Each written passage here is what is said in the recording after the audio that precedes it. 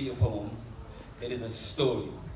So I'm going to try to read a little poetry out of it, then tell some story. Would you mind? Would you like to hear my story? Yes. All right. So it starts.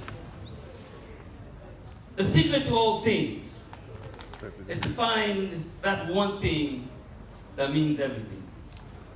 Chapter 1, a sea people. Like all things under the sun, this begins with the sea. An ocean of water beating the natural bulwarks of the beach. If you listen, you can make out the sound it makes as it pounds where the sea gives way to embrace dry ground.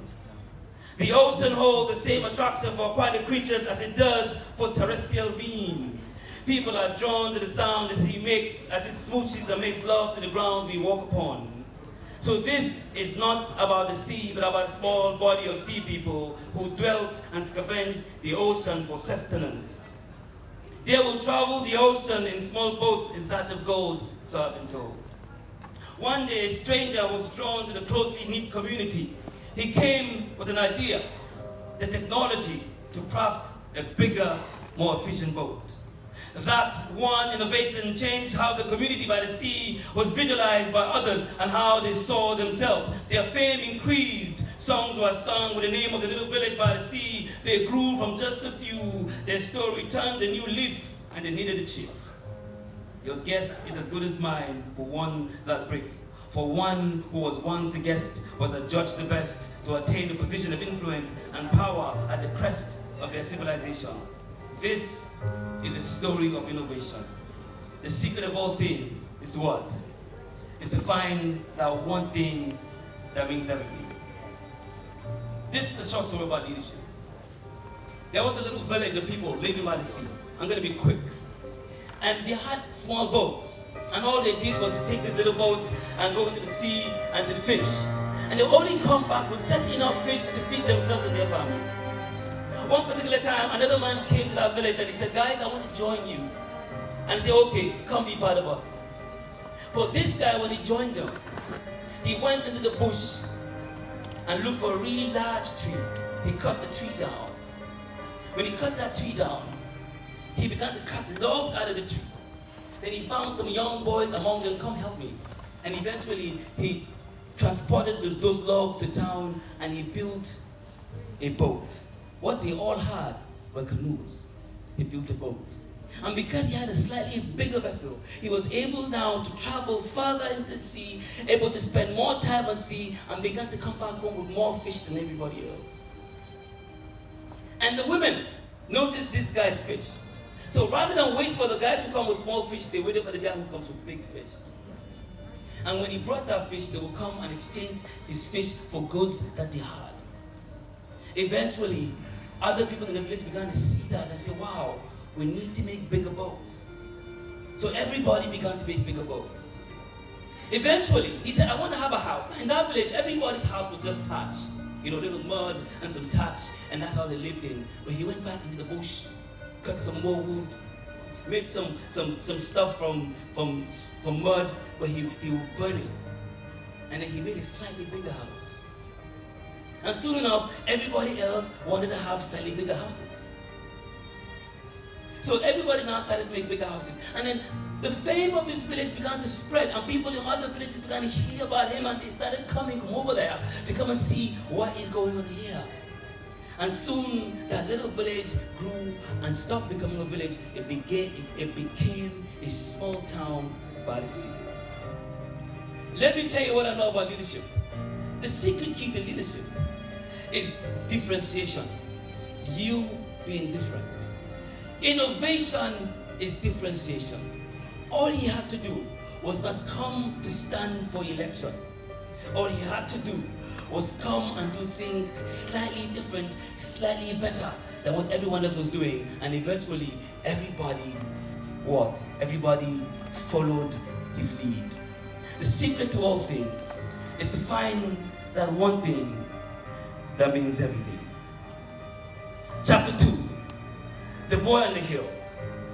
In the hinterland, the local chief battling how to come to terms with the mystery of the sea people.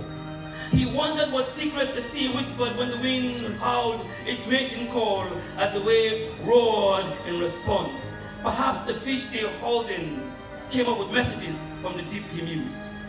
He would retreat to the hallowed mountains of his forebears to commune with the spirit of creation in a bid to find the wisdom of the ages he found shining on the faces of prophets and sages. This mountain chief had a large household of children and protégés. One protégé fell in love with his success along with his daughter, and he longed to inherit the chief's power. This greatly infuriated the chief's children, and eventually this young man realized that some things in life you have to make for yourself, that dreams do not materialize by thought alone. The secret to all things is what? To find that one thing that means everything. The secret to all things is one thing that means everything. You have to find one thing. Now his protege, this is what happened to this guy. He wanted to be king. In that hinterland village, what was seen as symbol of authority was a house on a hill.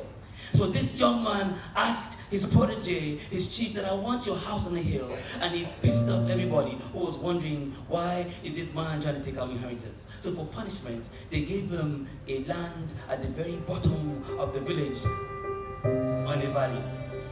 So he ended up having the least valuable property in the whole town.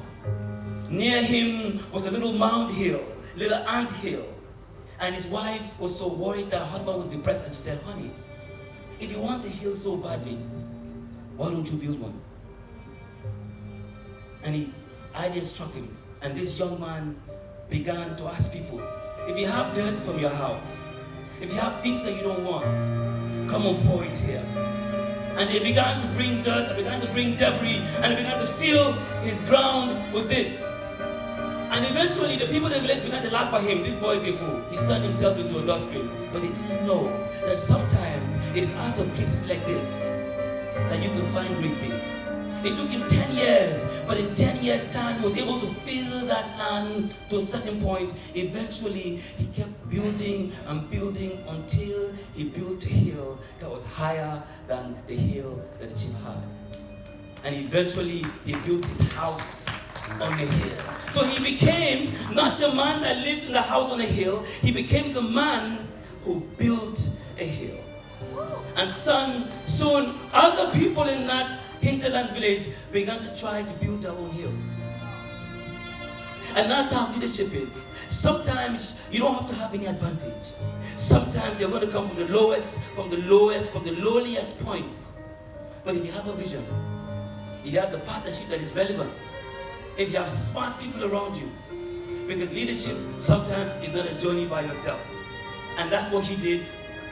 And he became the leader that even his mentor couldn't have been. That's what leadership is all about, in my opinion. It's about being different. It's about being innovative. It's about doing organization. It's about paying the price to realize your vision. Thank you. About paying the price to realize your vision. Ladies and gentlemen, SAGE, Sage Hassan. Wow. Wow. Goose pimples. I don't know about you, but I'm feeling it. One more time, round of applause, Sage Hassan. Thank you so much, Sage. Thank you so much, Sage. Hands on deck. What do we do, who we are, and how we make an impact